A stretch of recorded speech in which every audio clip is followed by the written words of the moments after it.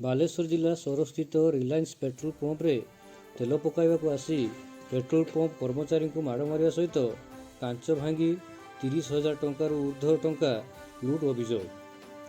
2 କର୍ମଚାରୀ ଆହତ ହୋଇ ସୋର ଡାକ୍ତରଖାନାରେ ଚିକିତ୍ସିତ।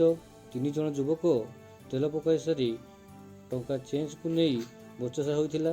ପରେ ଯୁବକମାନେ କର୍ମଚାରୀମାନଙ୍କୁ ମାଡ଼ ମାରିବା ସହିତ କାଚ ଭାଙ୍ଗି ଟଙ୍କା ନେଇ ଫେରାର ଥିବା ଅଭିଯୋଗ ବେଳେ ସୋର ପୋଲିସ ପହଞ୍ଚି ଏହାର ତଦନ୍ତ କରୁଛି।